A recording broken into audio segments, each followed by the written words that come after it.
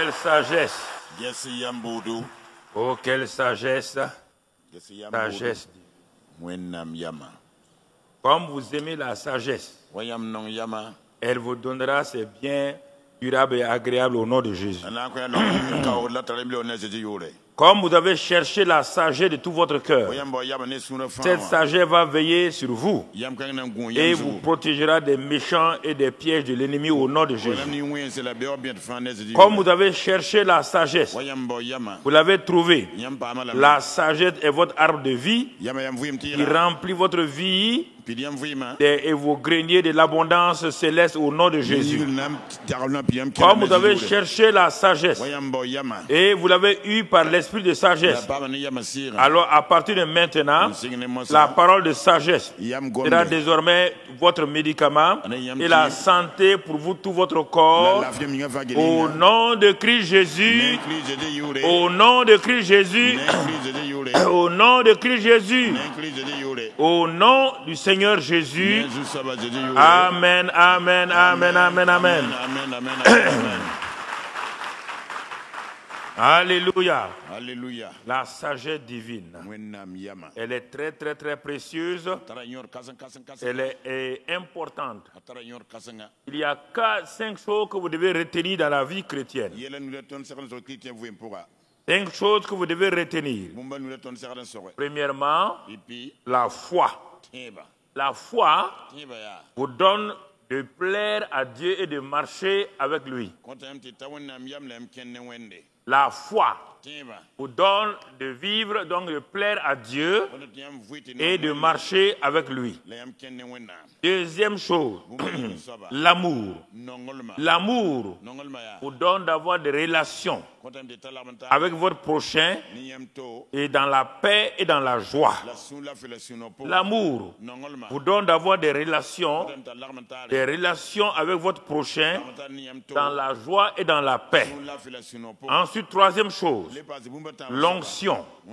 L'onction rend votre témoignage et votre ministère est un ministère de puissance. Et quatrième chose, l'humilité et la sanctification vous donne de marcher dans le repos de Dieu et de vivre sans honte devant Satan. Et enfin, la dernière chose, la sagesse vous donne de dominer et de régner dans votre vie. Voici les 5 ingrédients que je vous donne ce matin avant de commencer la parole. Regarde bien dans ta vie. Sans la foi, ne plais pas à Dieu. Sans la foi, tu ne plais pas à Dieu. Tu ne peux pas marcher avec lui. Sans l'amour, toi et ton prochain, vous ne vivrez jamais dans la paix. Même ta femme et toi ne serez pas dans la paix. Troisième chose, mon frère, tu veux témoigner aux gens, mais tu n'as pas d'onction. Ton témoignage est faible. Il ne produit aucun résultat et il ne donne aucune joie. Et le pouvoir ne changera jamais de main. Quand tu n'as pas l'onction. Quatrième chose, je les lis, l'humilité et la sanctification. Cela va te donner, mon frère, ma soeur, d'avoir le repos et de ne pas laisser Satan jamais te honnir ou te créer des problèmes. Et enfin, la cinquième chose, te permet de dominer et de régner dans cette vie-là. C'est la sagesse. Sans ça, tu ne peux pas régner. On dit par les rois, par la sagesse, les rois règnent. C'est par la sagesse que Dieu a fait tout. Regarde ces 5 choses-là, mais j'ai laissé un en couple, humilité et sanctification, sinon ça fait 6. Regarde ça attentivement. Tu dis que tu es chrétien. On ne voit pas ces choses dans ta vie. Réfléchis. Prends 2 minutes et réfléchis.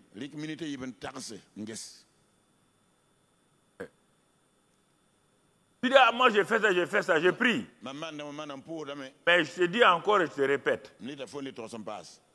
Sans ces choses-là, tu peux aller nulle part. Il n'y a même pas de vie chrétienne. La vie chrétienne, c'est ça. Ce n'est pas les activités dans l'assemblée. La vie chrétienne, c'est ça. Est-ce que tu as compris? La foi. Ça te permet de plaire à Dieu. Dieu et toi, vous tenez la main, marchez ensemble. L'amour, ça te permet de voir ton frère, de donner la main et de marcher ensemble. Et maintenant, quand il y a ces deux éléments fondamentaux, la troisième chose, c'est l'onction. L'onction te permet de briser le joug et le pouvoir change de main. Tu n'as plus peur de Satan. Quand tu pries, les choses se passent. Quatrième chose, mon frère, tu veux le repos, tu veux que Satan te honnisse, vis dans l'humilité. L'orgueil précède la chute. Tu vis dans l'humilité et tu attaches à cela la sanctification. Mon frère, ta vie est garantie. Et la dernière chose, oh, mais tu veux avancer, tu veux avoir des percées, tu veux progresser, tu veux régner, et sans sagesse, ce n'est pas possible. Rassemble tout cela ce matin et regarde ta vie. Regarde ta vie. Tu te plains, non, ce n'est pas ta femme, ce n'est pas ton mari, c'est personne. Il te manque, en tout cas, il te manque soit 2 ou 3 choses de ces éléments-là, ou bien de temps en temps tu les as, mais tu ne les pratiques pas. Donc tu viens à l'église, mais tu vois que ça ne marche pas. Ah, les gens se plaignent, je ne comprends pas ma vie. Personne ne peut avoir ces choses-là dans sa vie, et puis il dit qu'il ne comprend pas sa vie. Si tu ne comprends pas ta vie, c'est que la foi ne fonctionne pas. Si tu ne comprends pas ta vie, c'est que tu n'exerces pas l'amour. C'est pourquoi les gens te font des choses et tu ne comprends pas et tu les réponds. Si tu ne comprends pas ta vie, c'est que mon frère, ma soeur, tu n'as pas assez d'onction pour convaincre les gens, pour briser les jougs de Satan et que manifester le pouvoir. Si tu ne comprends pas ta vie, ne te plains pas. Ce n'est pas simplement, il manque l'humilité et la sanctification. Te donne le repos et qui éloigne de toi la honte. Et cinquièmement, si tu ne réussis pas dans ta vie, tu entreprends des choses, une nouvelle entreprise, ça tombe, un nouveau travail, ça ne va pas loin. Il te manque quoi? La sagesse.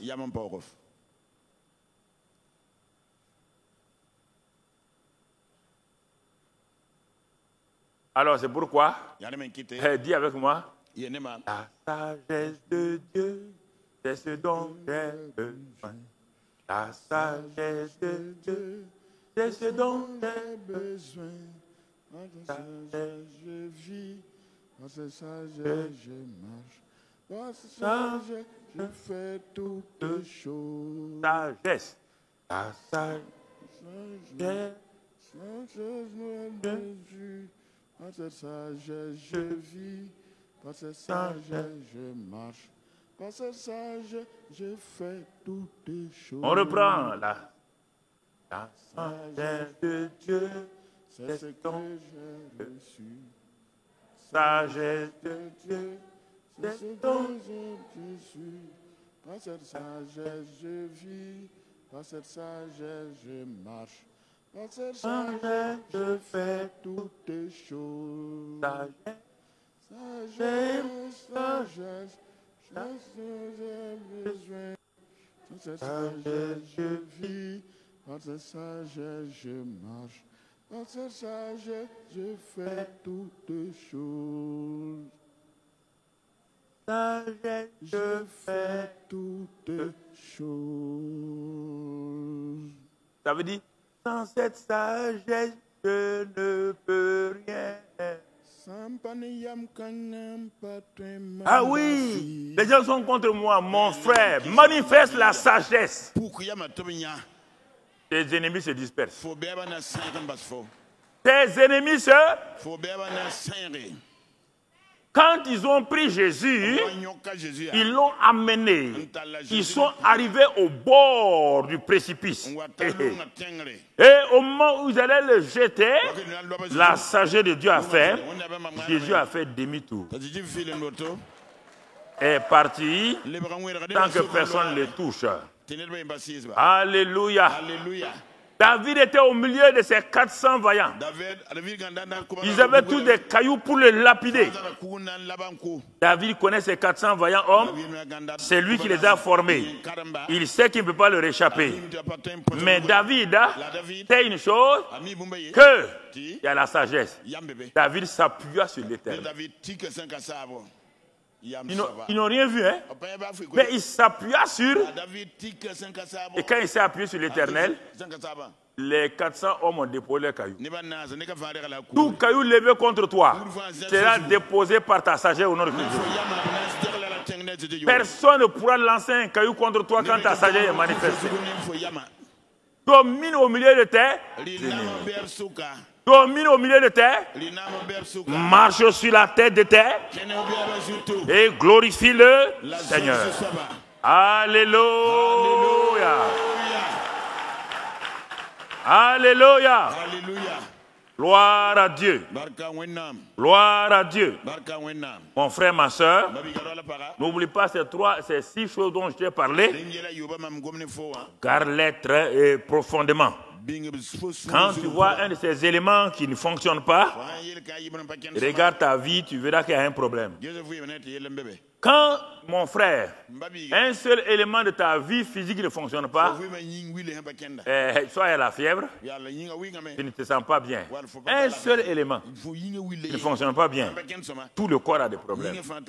Si ces choses-là, la foi, l'amour, l'onction, l'humilité, la sanctification, la sagesse, ça ne fonctionne pas, tu es enrhumé.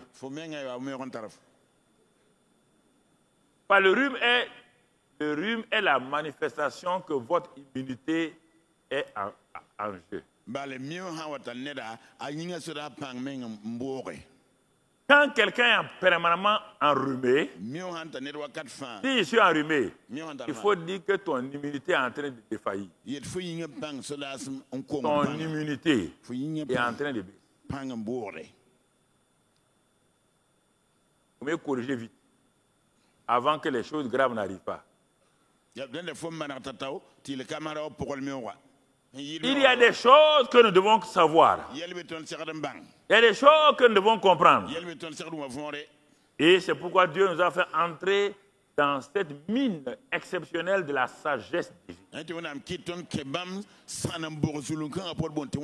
On n'a même pas fini de creuser le premier trou d'abord. Mon frère, ma soeur, certains ont cru que quand on a commencé la sagesse, on va nous parler du village. Est-ce qu'il y a une affaire du village ici? Non, mon frère. Si Dieu a permis que Salomon aille faire 31 chapitres,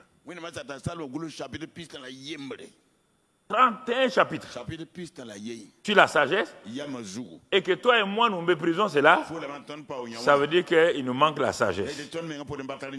Alors ce matin, nous allons voir simplement la sagesse de Dieu, une folie pour les hommes.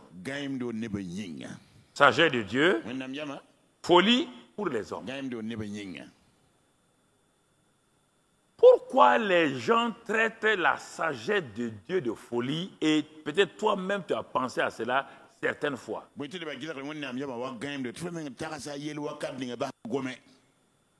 Réfléchis bien. Hein? La sagesse de Dieu, folie pour les hommes. Je vais te faire réfléchir très bien. Mercredi passé, on est allé dans une profondeur. Et ce matin, on va creuser, aller encore dans une autre dimension de profondeur. Si moi j'étais toi, toutes les clés là, clés USB là, je les rassasie, je mets dans mon téléphone, dans ma voiture ou quoi, c'est la sagesse là, j'écoute ça, je n'écoute plus rien pendant jusqu'à la fin de l'année. Même s'il y a des nouveaux, je n'écoute plus rien.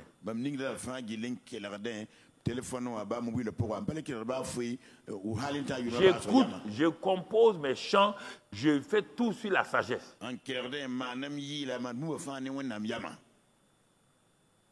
Alors, Tant que la sagesse n'est pas comprise par un chrétien, un homme ou une femme,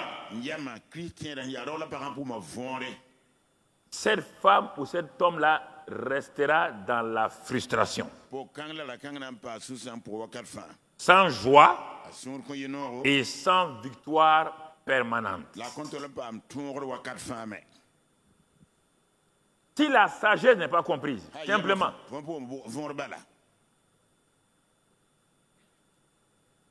parce que c'est la plus grande chose, dit l'Éternel, pour qu'un homme fonctionne sur cette terre. C'est la plus grande chose. La sagesse est un arbre de vie. On l'a vu mercredi. Dans Genèse, l'arbre de vie. Dans le Nouveau Testament, c'est Christ qui donne la vie abondante. Mais pour expliquer, Dieu va donner en termes d'image pour que tu comprennes. Sinon, c'est une personne.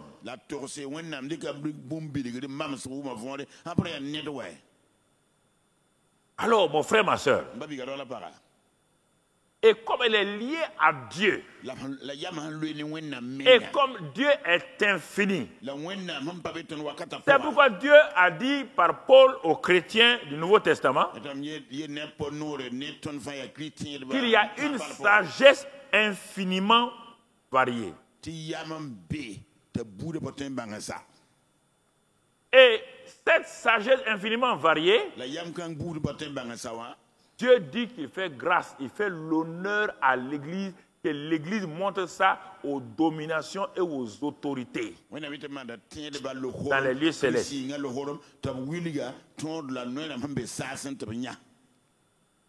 dit, moi j'ai montré ça dans le temps passé. Il dit, mes enfants, c'est votre tour maintenant de montrer à Satan et à ses démons la sagesse infiniment variée. La sagesse infiniment variée. Quand vous allez montrer cette sagesse-là, les autorités spirituelles, les dominations vont secouer la tête et voir combien réellement vous êtes remplis de cette grâce-là.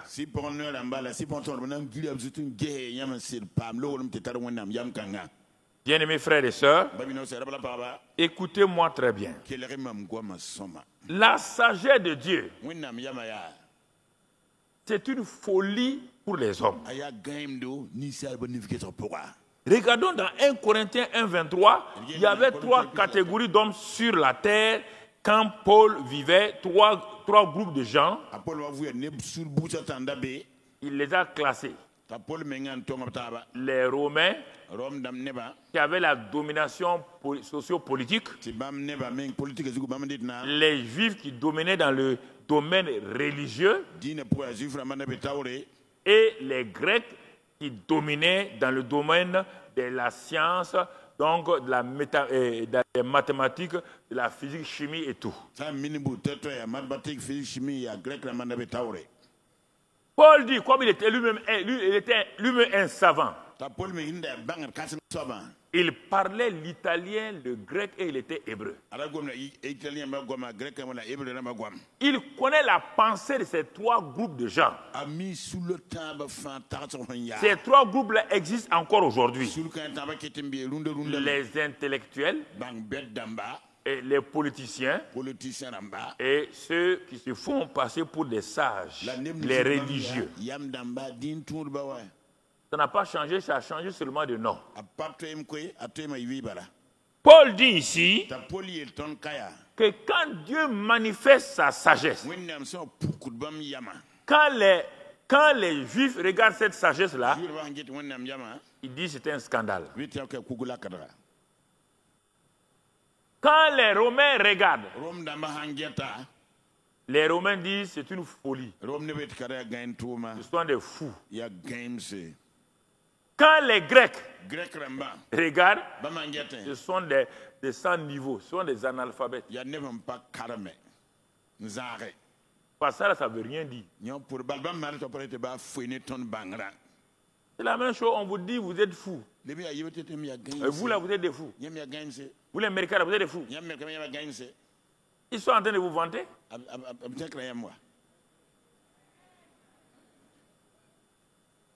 Regardez frère. La sagesse de Dieu, même toi là. Tu n'as pas compris qu'est-ce que la sagesse. Les gens écrivent de gauche à droite, d'ailleurs, ah, on n'avait jamais compris que la sagesse était comme ça.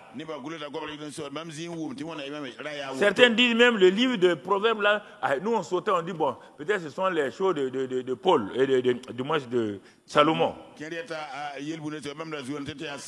Mais quand vous avez commencé à détailler cela, nous nous sommes aperçus pourquoi nos vies ne fonctionnaient pas, pourquoi on n'avait pas de résultats.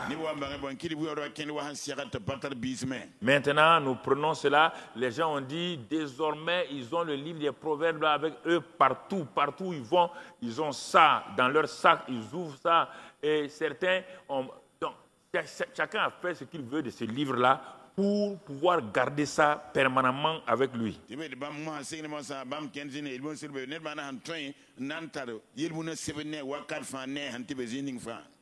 Alors, pour les croyants, puisque c'est la folie pour les autres, pour le croyant que tu es, le discernement, la révélation de la sagesse,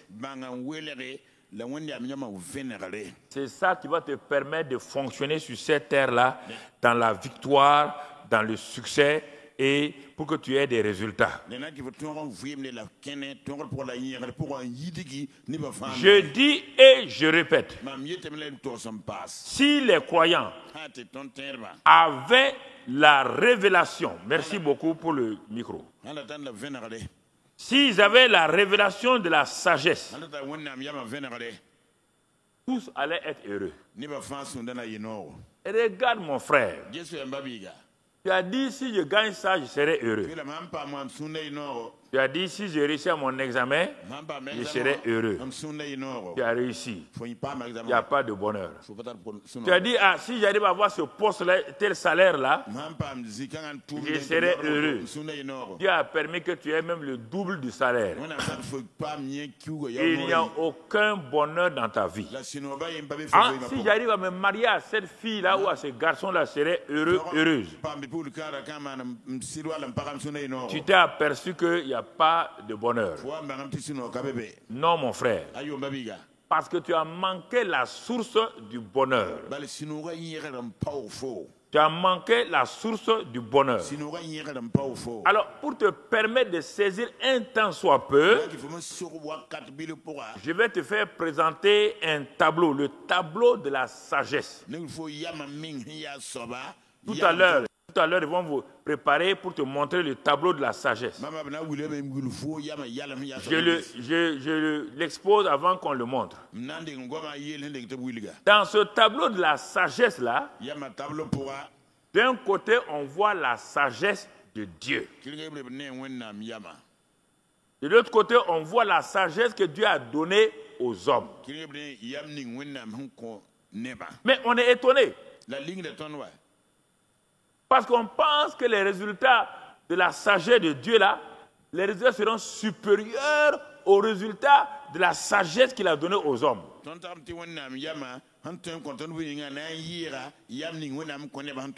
Non, on voit c'est les mêmes résultats.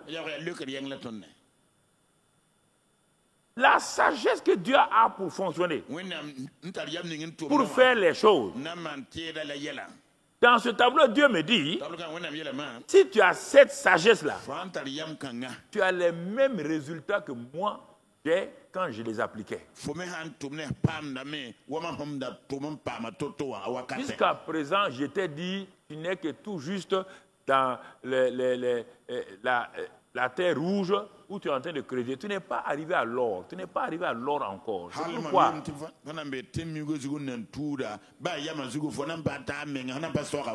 Tu n'es pas arrivé à l'or. Présentons le tableau, on va voir. On va voir le tableau. Voyez bien, tableau de la sagesse. Sagesse de Dieu, on se base sur Proverbe 3, 18. On a déjà lu ça, on connaît ça. On dit que Dieu a fondé la terre par la sagesse. Il a affermi les cieux par l'intelligence. Il a distillé donc la rosée par la science ou la connaissance. Bon, on va voir le point 1. Le point 1 de la sagesse là. 1. Dans la colonne de Dieu, Dieu a fondé la terre par la sagesse.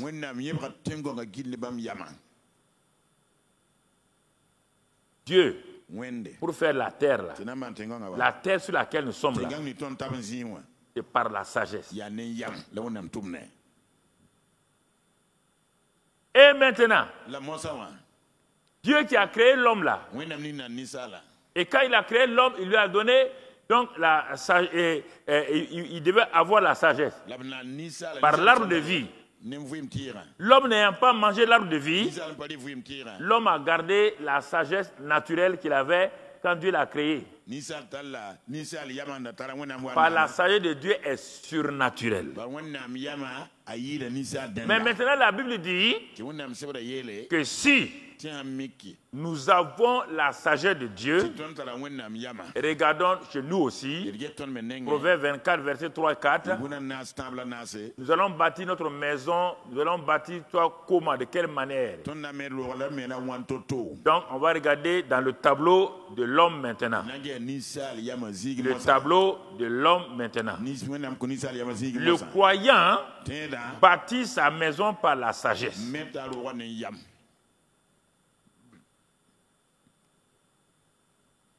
Il n'y a pas un autre moyen.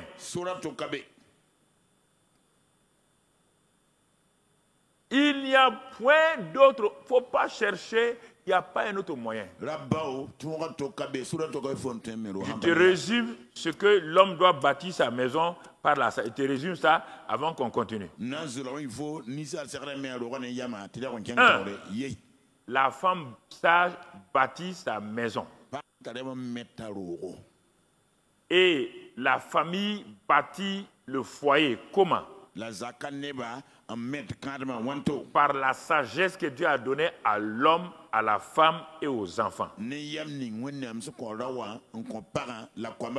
La sagesse pour bâtir son foyer, c'est au niveau de l'homme. Il doit aimer sa femme comme Christ a aimé l'Église. Ça là c'est intraitable, c'est intraitable. Si tu n'aimes pas ta femme, donc tu es en train de la sentimentaliser. Tu es en train de mentir. Il est dit d'aimer sa femme comme Christ a aimé l'Église. On ne parle pas de sentiments. Dans la Bible, tu n'as jamais dit aimez vos fiancés. Jamais. On n'aime pas sa fiancée. On sentimentalise sa fiancée. On aime sa femme. Parce que l'amour est un sacrifice. Parce que tu la maries, elle vient avec des caractères bizarres. Dieu dit, mais ce n'est pas un problème. Même quand tu étais païen, tu marchais comme ça. Moi, je t'ai aimé. L'amour que mon fils a utilisé pour t'aimer là, ce n'est pas un amour sentimental, c'est un amour sacrificiel. Tu dis que cette femme là a un mauvais caractère, utilise l'amour sacrificiel et tu verras comme il sera facile de l'aimer. Là, la sagesse de Dieu. Mais les hommes n'aiment pas ça. Les conseillers matrimoniaux vont s'asseoir pour te dire qu'il faut étudier la femme comme ça, il faut étudier la femme comme ça, il faut étudier l'homme comme ça. Ça, c'est la sagesse humaine. Elle ne part pas loin. Car le conseiller matrimonial qui te conseille a déjà divorcé 3 fois.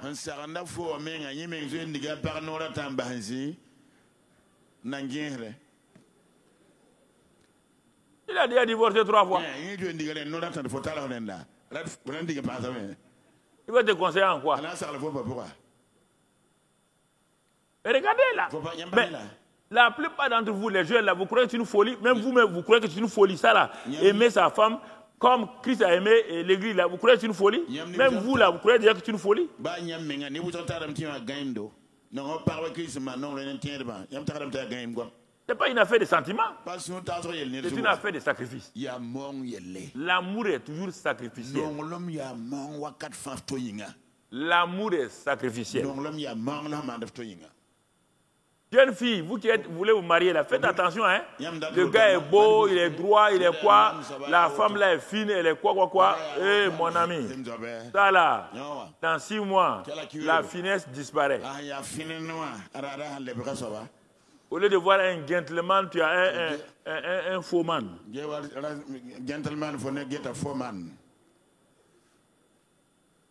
C'est pourquoi Dieu est sage. Sachant que si tu as ça là, tu auras même envie de partir, laisser l'homme là ou de laisser la femme là. Dieu dit, aime-la. Comme Christ a aimé l'église.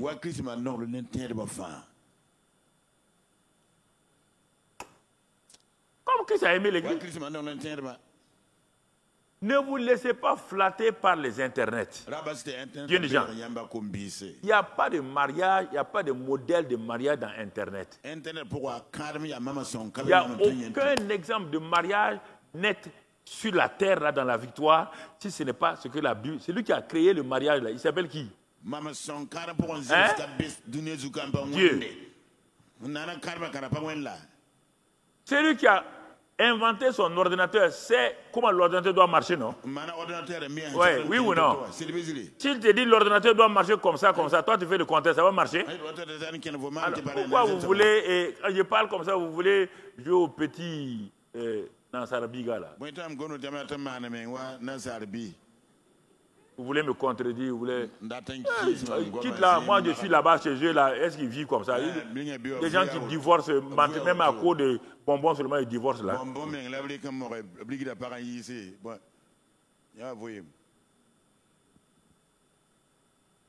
Ouais bien, nous sommes au premier point. Hein?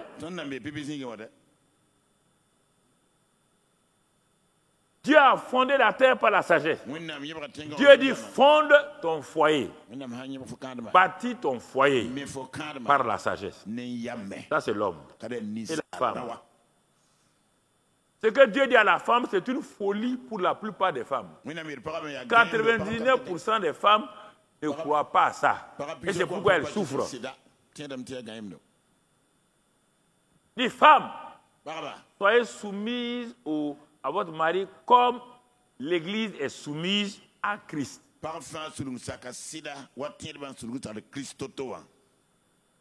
On n'a pas dit de se soumettre aveuglément. On te dit de regarder comment la vraie Église, elle est soumise à son Seigneur. Mais toi tu dis, comment puis-je me soumettre à ce gars-là? Il ne me respecte pas, il ne respecte pas mes parents, il parle mal de moi, il n'est pas gentil, parce que tu crois que la sagesse de Dieu est une folie. Et tu commences à prier. La prière marchera si tu obéis à ce que Dieu dit d'abord. La prière ne changera pas l'homme.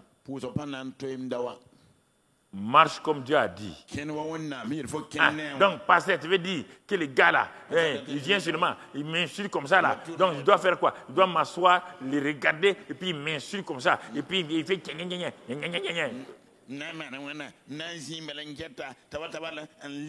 Bon, ok. Ne fais pas ça. Lève-toi pour le boxer. Tout est belle dans la toile et voir la terre.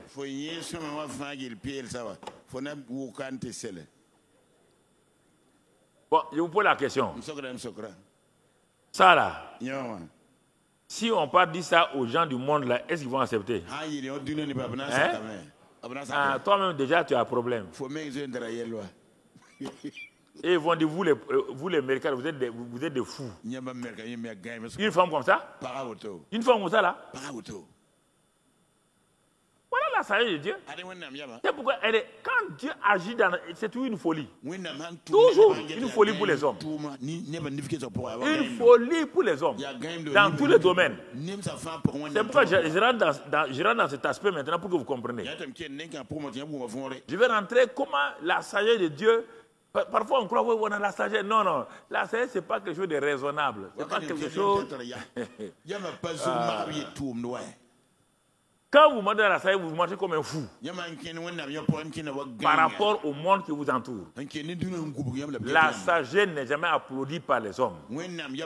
C'est quand ils voient les résultats, ils sont étonnés.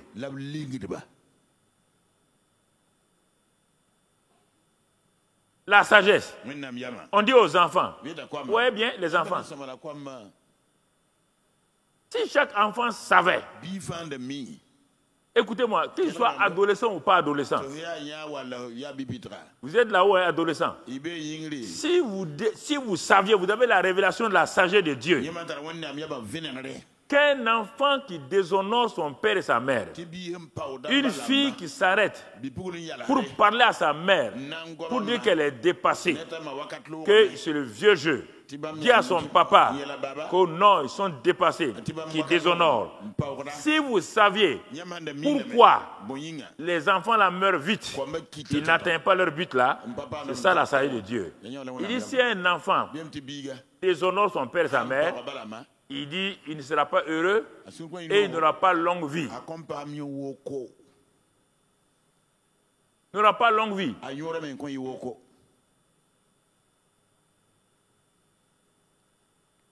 Dieu dit qu'il coupe, dans Proverbe, qu'il coupe sa vie en plein milieu. Il coupe sa vie. En plein milieu. Vous voyez la sagesse de Dieu? Si ces femmes et adolescents savaient ça, ils vont rester tranquilles. Parce qu'ils croient qu'ils sont en train de montrer qu'ils sont plus sages que leurs parents. Alors qu'ils ne savent pas qu'ils sont en train d'aller vers la mort.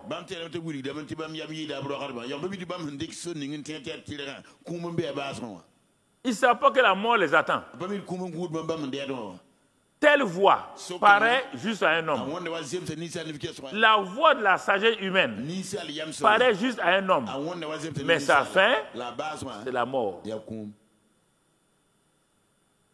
Sa fin, c'est la mort.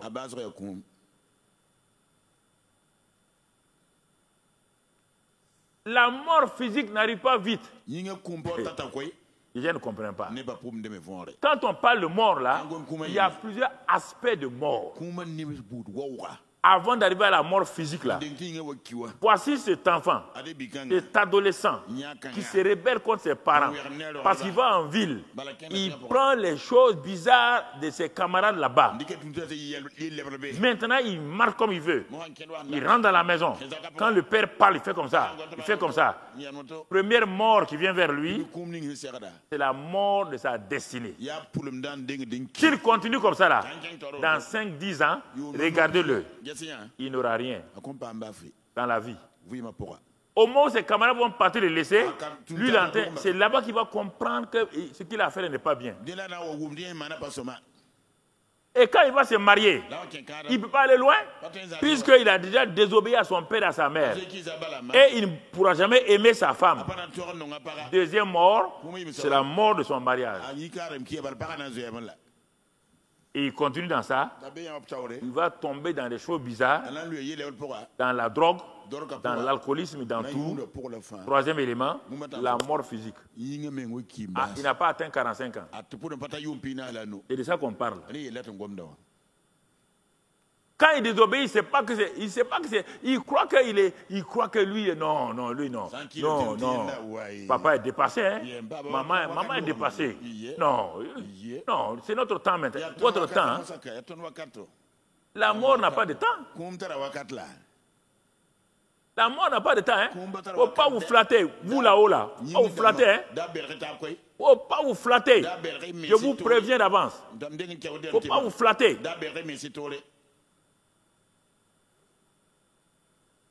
Vaut mieux vous prévenir.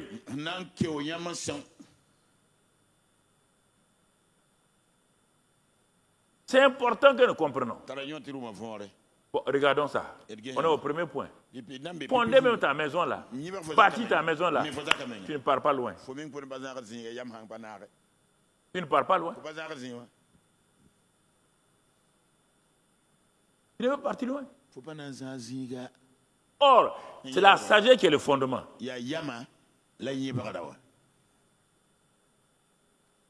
Quand la fondation d'une maison est bien posée, on va commencer à mettre des briques. On va voir maintenant le deuxième niveau. Qu'est-ce que Dieu a fait? Il va utiliser quel moyen? Après la sagesse, il va utiliser l'intelligence. L'intelligence. Notre tableau. Deuxième point. Dieu va faire quoi? Dieu a affermi les cieux par l'intelligence. L'intelligence, c'est pour affermir les choses que la sagesse te donne de démarrer ou de commencer. Parce que la sagesse est au début et à la fin. Mais elle prend plusieurs noms. Comme on l'a vu dans le livre des Proverbes, elle s'appelle intelligence et elle s'appelle connaissance ou science. C'est la même sagesse, mais elle prend des noms quand on avance. Donc,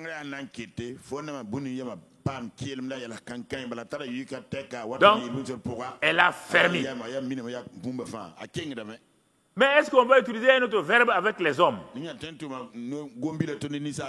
Le deuxième point du croyant, le croyant a fermé cette maison par l'intelligence. Il a fermé lui aussi. Il n'y a pas d'autre verbe.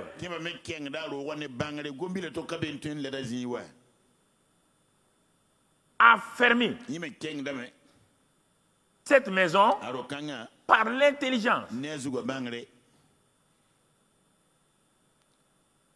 Normalement, quand on va quitter ça là, si les enfants ne changent pas, si les maris ne changent pas, les femmes ne changent pas, c'est qu'il n'y a pas d'espoir pour eux. Il n'y a plus autre chose, on va te dire. Dieu nous a dit de nous planter ici longtemps pour qu'enfin tu décolles. Il t'a vu souffrir dans ta vie personnelle. Il t'a vu souffrir dans ta famille, en tant qu'enfant, en tant que mari, en tant que femme. Il t'a vu souffrir au travail. Il t'a vu souffrir dans les études. Dieu nous a dit de venir t'enseigner ça pendant au moins 2 ou 3 mois pour que, enfin, tu saisisses le pourquoi de tes frustrations, le pourquoi de tes désarrois, le pourquoi de ton manque de paix. Si tu négliges ça, il n'y a plus d'espoir. Il n'y a pas cet homme sur la terre. Il n'existe pas cet homme-là qui va te dire comment être heureux sans la sagesse, l'intelligence et la connaissance. Ça n'existe nulle part. Nulle part. Si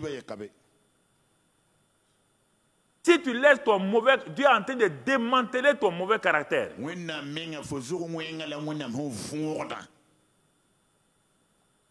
Ton caractère que tu as bâti sur toi-même, tes pensées égoïstes, tes manières de faire. À moi, je suis un mari, je n'aime pas faire comme ça. Je n'aime pas... Dieu dit, il dit, un homme aime sa femme, c'est par sacrifice. Si la femme là veut que tu lui donnes comme ça là, si ce n'est pas une mauvaise chose, donne-lui. Non, tu refuses. Dieu dit ok, vas-y.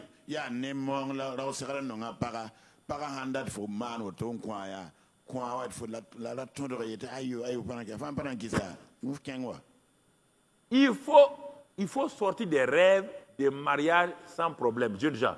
Il ne faut pas rêver. C'est le seul domaine où on ne rêve pas. C'est le seul domaine où on va dans le mariage, puis les 2 pieds.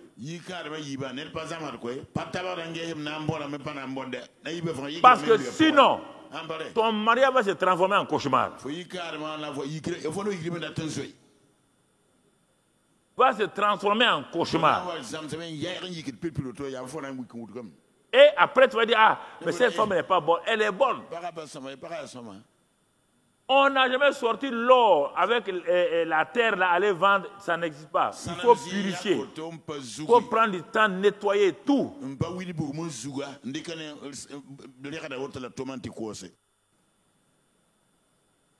Assois-toi. Dieu te dit d'aimer ta femme comme Christ a aimé l'Église. Il s'est donné. Voilà. Il s'est donné. Il s'est sacrifié. L'amour te demande sacrifice. L'amour te demande sacrifice. Des deux côtés, du côté de l'homme comme du côté de la femme. Il ne faut pas dire, moi je n'aime pas ça. C'est bien. Je n'aime pas ça. Si c'est pour toi seul, il n'y a pas de problème. Mais si ce que tu n'aimes pas là affecte l'autre, ta femme ou tes enfants, il faut abandonner.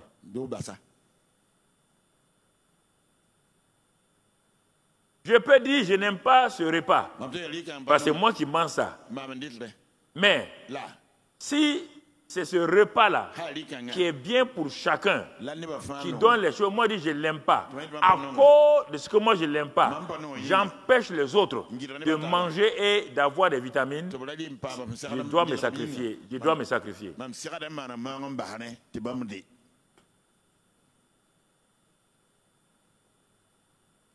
C'est ça. Il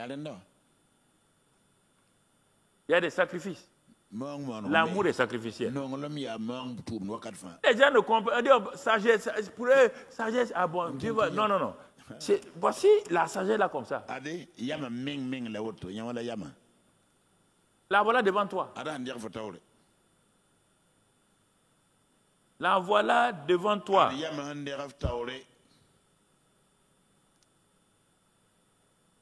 J'ai rarement vu des jeunes couples. Écoutez, j'ai rarement vu des jeunes couples. L'homme là est en train d'aider sa femme dans telle chose. Il s'assied comme des nabas.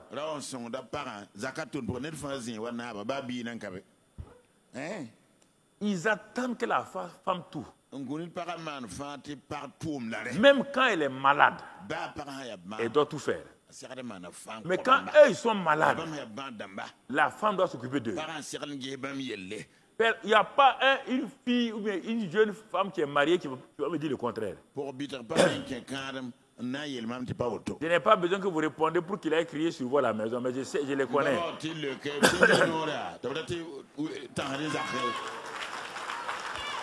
Non, écoutez, écoutez frère, c'est important. C'est important. Tu lui as dit que tu l'aimes, non? Cherche à savoir ce qu'elle aime. Ce qu'elle aime.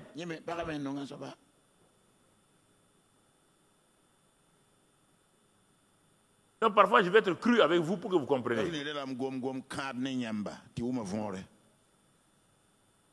Tu maries cette femme-là.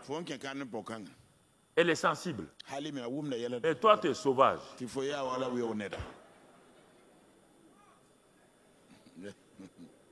Toute la journée. Toute la journée. La femme là t'a souri. Elle dit, chérie, tu aimes ça? Tu aimes ça? Tu veux ça? Elle est en train de préparer la nuit. Mais ce sauvage là, il est assis.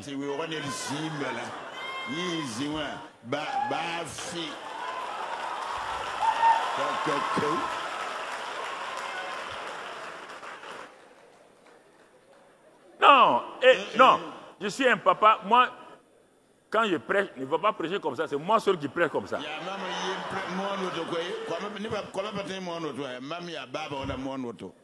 Ok. La nuit.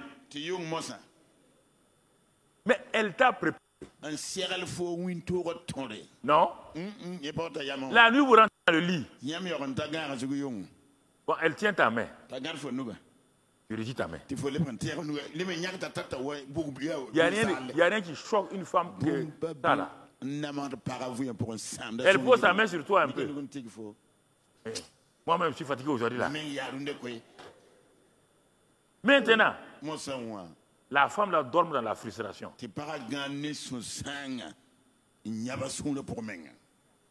3 jours après, toi, ton affaire là se lève belé.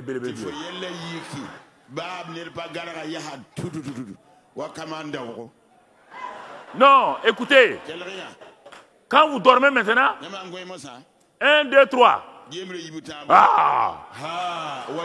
La femme dit, est-ce que je suis une prostituée? Je suis une prostituée. Je suis une prostituée. Tu sais que ça blesse les femmes. Ça les amène à, je ne veux pas dire les noms, ça les amène, elles n'aiment plus les relations sexuelles. Ça devient un devoir pour elles. Quand elles te voient venir seulement, c'est sauvage là, il n'y a rien. Même pas l'embrasser un peu, il n'y a pas moyen. Hein? Rien. Ya.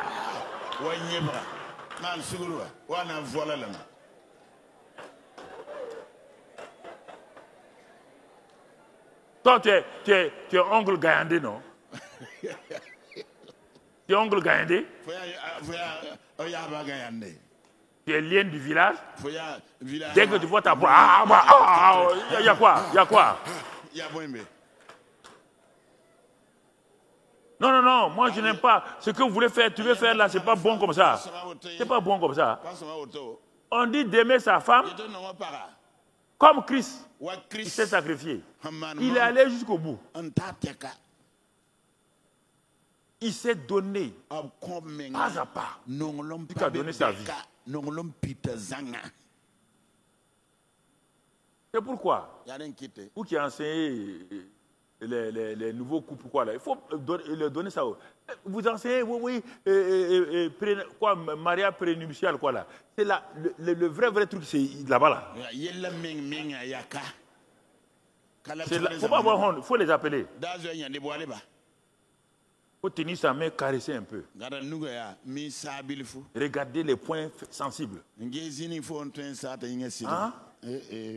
Non. Non. Il y a quoi?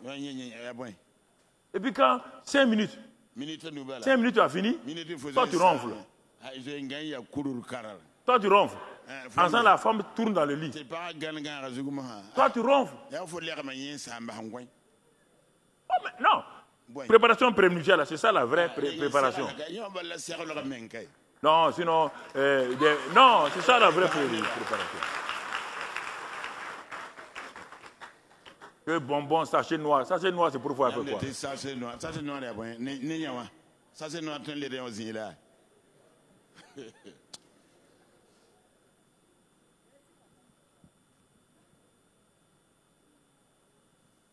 Troisième élément.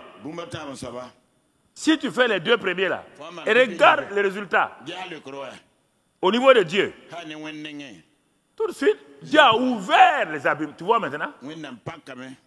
Résultat, l'abondance est en train de venir. Il distille la rosée par la connaissance. Les résultats sont là. Ça, c'est au niveau de Dieu. Et au niveau de la famille.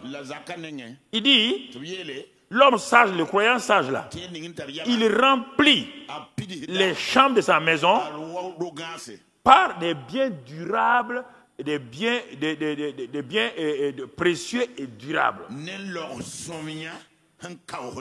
Par la connaissance. Il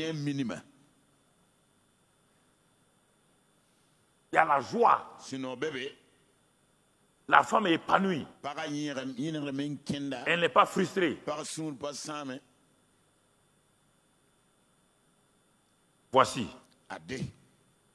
Voici comment Dieu a fait ces choses. Dieu dit, c'est pourquoi il dit acquiert la sagesse. Acquiert la sagesse. Acquiert-la. Cherche-la. Acquiert-la. Acquiert-la. Acquiert-la. Tu comprends? Acquiert-la. Ça, c'est pour planter simplement l'élément de la sagesse. Maintenant, je vais vous amener dans des cas pratiques. je vais vous amener dans l'Ancien Testament encore avant de revenir dans le Nouveau Testament. Après cette introduction générale, je vais voir un cas dans la vie d'un homme, c'est-à-dire il s'appelle Moïse. Nous allons voir le Moïse ancien et le Moïse nouveau. Le Moïse ancien, dans la Bible, on trouve son cursus dans Acte 7, versets 22 à 25. On le décrit là-bas de façon claire. Moïse fut instruit dans toute la sagesse des Égyptiens. Tout ce que l'Égypte avait comme sagesse, intellectuelle, religieuse, occulte, tout, militaire, scientifique. Moïse a été instruit dans toute la sagesse des Égyptiens. Résultat, la sagesse des Égyptiens était tellement forte à l'époque. Regarde son résultat sur Moïse.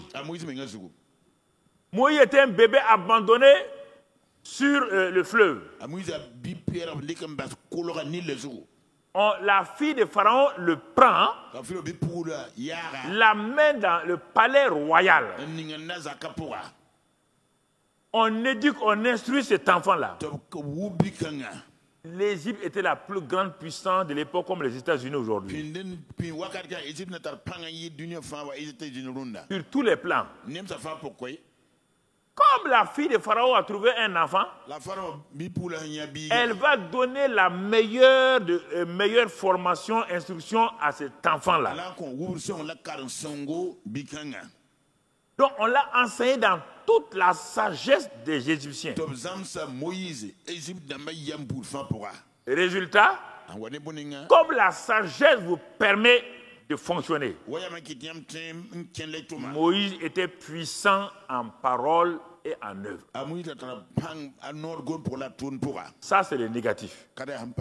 Si je prenais ça pour le positif, si je prends ça pour le positif, je vais te le dire comme ça.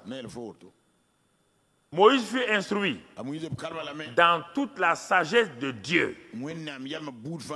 Et il était puissant en parole et en œuvre, donc ils viennent de Dieu. Cette sagesse de Moïse-là lui permettait de fonctionner en Égypte et de régner en Égypte quand il était le futur pharaon. La sagesse ne laisse personne indifférente. La sagesse ne laisse personne dans la défaite, dans la faiblesse. Jamais, jamais, jamais. La sagesse terrestre, diabolique, regarde ce qu'elle fait avec les gens là. C'est pourquoi ils ne veulent pas s'en séparer. Regarde ce qu'ils ont. Regarde les richesses qu'ils ont. Regarde les positions qu'ils ont. La sagesse, qu'elle soit négative ou positive, venant de Dieu, elle te positionne, elle te donne de régner dans un domaine. Même si ce règne-là sera un règne terrible pour toi, ça te permet dans un premier temps de régner. C'est pourquoi les gens ne refusent pas la sagesse diabolique pour avoir le pouvoir. Ils ne refusent pas parce que ça leur donne un pouvoir à un moment donné. Ça leur donne que les gens les regardent. Vous comprenez? La sagesse là, son négatif et son positif, tous ont un effet donc de règne dans la vie, négativement et positivement. Et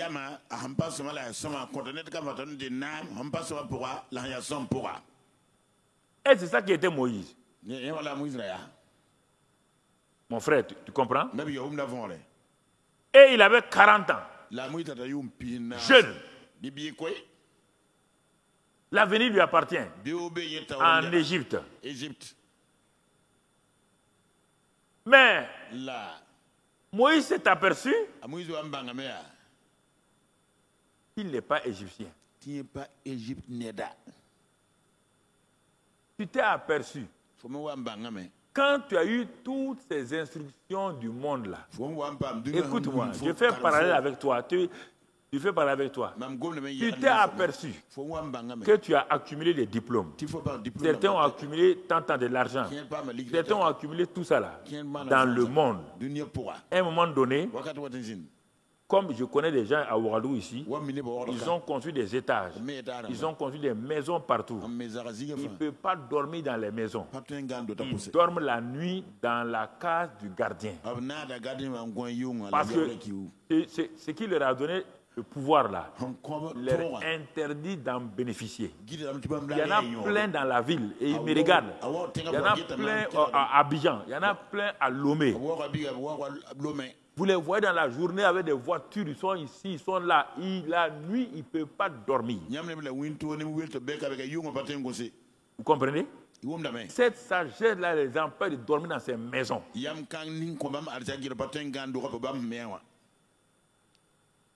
C'est le prix comme ça. Moïse s'est aperçu. Il y a quelque chose qui crie en lui. Tu ne dois pas être pharaon. Quand ta mère t'amenait là, après t'avoir sévré, et que tu as fait quelques années d'enfant avec elle, elle disait, tu es le libérateur, tu es le libérateur, tu es le libérateur, tu es le libérateur. Il a dit, quand Moïse a grandi, il a su qu'il avait des frères quelque part. Sa mère n'était pas là-bas. Son père n'était pas là-bas. Aucun membre de la famille de Moïse n'était en Égypte. N'était dans la maison de Pharaon. Mais il s'est aperçu qu'il n'est pas fait pour le monde. Vous êtes devenu chrétien. Un jour, vous êtes aperçu que tout ce que vous avez là ne vous donne pas la paix, ne vous donne pas la joie, frères et sœurs. Mais, malgré tout cela, vous voulez utiliser ce que vous avez appris dans le monde là pour faire des percées avec Dieu. Et c'est ça que le pauvre Moïse va faire. Il prend tout ce qu'il savait pour aller libérer ses frères dans le camp où ils sont de l'autre côté. Il va faire comment? Il arrive, il trouve qu'un Égyptien maltraitait un Juif. C'est là qu'il va voir que sa sagesse là, qu'est-ce qu'il fait? Il va utiliser la puissance. Il a parlé. Il a pris l'Égyptien. Il l'a tué.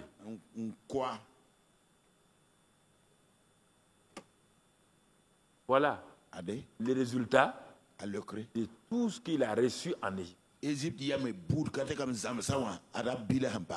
Crime. C'est pourquoi la ville est remplie de crimes. Les maisons sont remplies de pleurs. Pour livrer ta femme, pour livrer ton enfant. Quand tu as eu ça, on te dit maintenant, voilà le prix à payer. Nous voulons ton enfant. Nous voulons ta femme. Nous voulons un parent. Voici les problèmes que les gens ont. Vous ne les savez pas, mais je vous dis ça clairement. Certains sont venus me voir dans les larmes ici, dans mon bureau.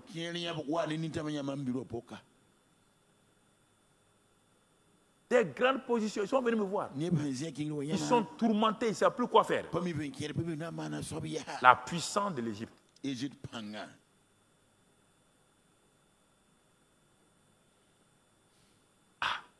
Le cœur de Moïse le gronde.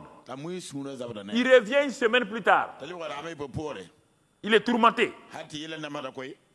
Il vient trouver deux Israélites deux Juifs en train de se bagarrer. Au lieu de voir en lui un libérateur, les gens voient en lui un criminel. Il veut les séparer. Il y a un qui a dit non. Tu as tué la semaine passée un Égyptien et tu veux me tuer. La sagesse de ce monde-là vous flatte et vous présente. Un jour, les gens vont dire, cet homme ou cette femme-là, voilà ce qu'il est. Quand Moïse a entendu ça, il a su que c'était découvert. Toute la sagesse-là, a été inutile. Moïse a mis ça de côté. Il est parti à pied. Fuir le prince d'Égypte. En train de fuir avec toute la sagesse. Il arrive à Madian. Essoufflé, il tombe près d'un puits. Il y a une jeune femme qui lui donne à boire. Il demande s'il peut avoir un logement chez son père. La jeune fille l'amène chez son père. Son père le reçoit. Il s'appelle Jéthro. Et il le garde chez lui. Un jour, il va marier la fille de Jéthro. Regardez la fin de la sagesse de l'Égypte. Le monde. La sagesse du monde.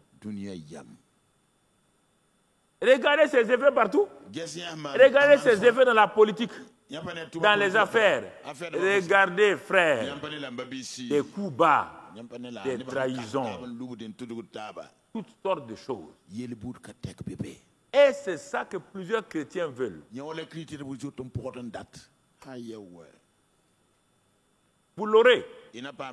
Vous aurez ce que vous voulez là. Mais ça ne vous servira pas. Ça ne vous servira pas.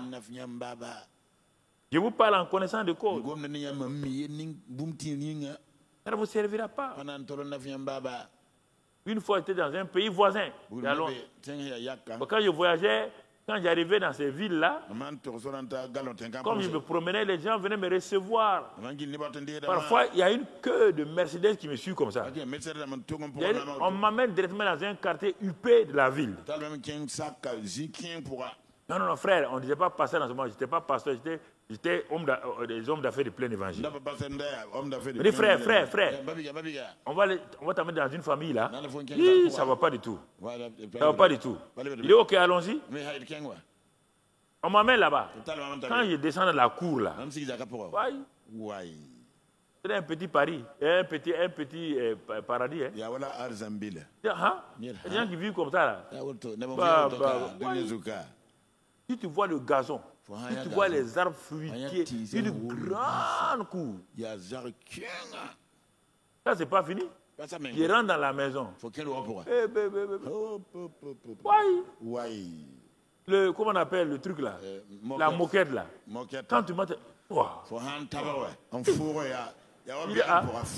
Sur la terre, il y a des gens comme ça. Ils vivent bien comme ça. Le salon est vaste.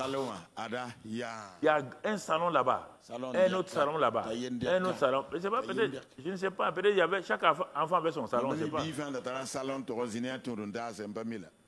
Ah. Moi, il dit, mais dans mon cœur, il m'amène ici pour faire quoi? Ce n'est pas mon logement. Je dois loger à l'hôtel. On m'amène ici pour faire quoi? Bon, ils ont dit, bon, les frères ont dit, bon, on va vous laisser avec les gens de la famille. C'est la femme d'abord et les enfants. Je me suis assis à ma soeur, ça va bien?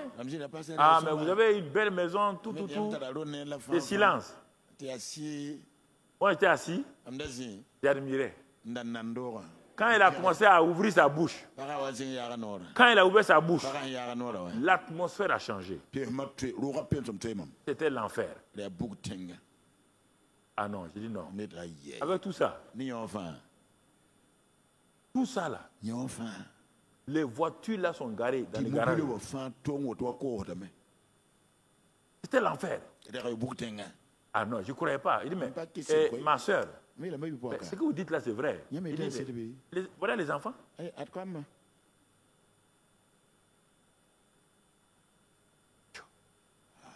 Mais j'avais envie de pleurer. Mais comme c'est moi qu'on a appelé pour conseiller, si le conseiller pleure, on va faire quoi maintenant?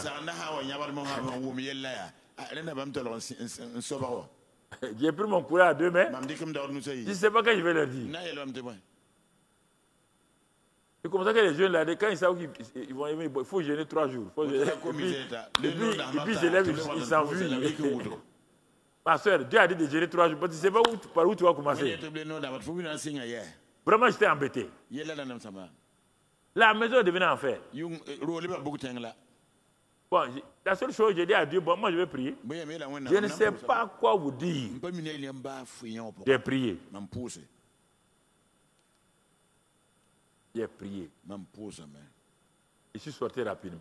Je suis allé à l'hôtel. Et à partir de ce moment-là, que j'ai commencé à me rendre compte que tout ce que nous poursuivons là, dans la sagesse de Dieu là, voici son résultat. Une autre fois, dans une autre ville encore, on m'a amené dans une famille d'en haut, des gens, les patrons même d'en haut. Hey. Quand les femmes... bon, ok, c'est bon. Quand j'ai vu tout ça là, Dieu a fait pour que je voie tout ça là.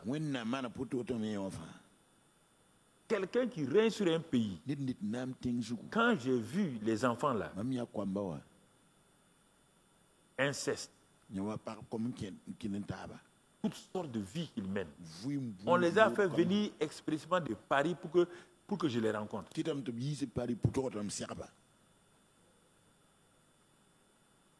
J'ai prié pour les délivrer. Ceux qui m'ont accompagné là, j'ai dit, hein? Ce sont ceux qui nous dirigent là, comme ça. Il y a des choses qui sont des secrets, parce que je suis comme un médecin. Il y a des secrets qu'on ne peut pas dire, qu'on doit garder. C'est ça qui a ouvert mes yeux. Ça a ouvert mes yeux sur la sagesse d'Égypte, sur la puissance d'Égypte. Donc vous voyez, c'est ça que Moïse avait. Mais voilà Moïse dans le désert. Dans le désert, 40 années. 40 années pour que Dieu enlève cette sagesse au fur et à mesure. Pour le faire, Dieu l'amène à diriger des moutons. Il dit, ah, tu veux diriger les gens? Si tu arrives à diriger les moutons et les chèvres, tu seras un bon dirigeant. Les moutons, ça vaut mieux, mais les chèvres, elles sont très indisciplinées. 40 ans, l'école de formation de Moïse était des moutons et des vaches et des chèvres.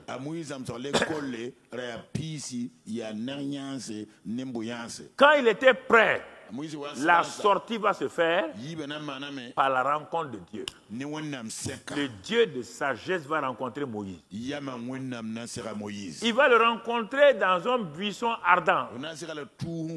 L'approche de Dieu est une approche qui est différente de notre approche logique. Dieu monte un buisson dans un désert où il fait très chaud, où le soleil met le feu au buisson rapidement. Mais la sagesse de Dieu va enseigner Moïse pour voir. Le buisson brûlait.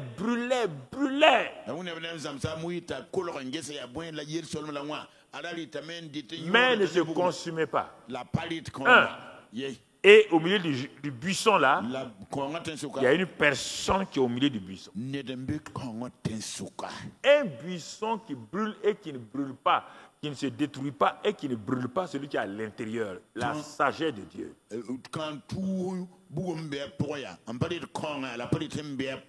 veut dire que si tu es dans la sagesse de Dieu, le feu de Dieu brûle. Mais il n'y a pas de destruction. Écoutez-moi.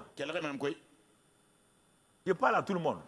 Les mamans, les jeunes, tout le monde. Il n'y a pas d'âge pour ça. Il faut arrêter de vous dire, ah, mais moi maintenant j'ai 70 ans, 75 ans. Non. Tu dois fonctionner par la sagesse.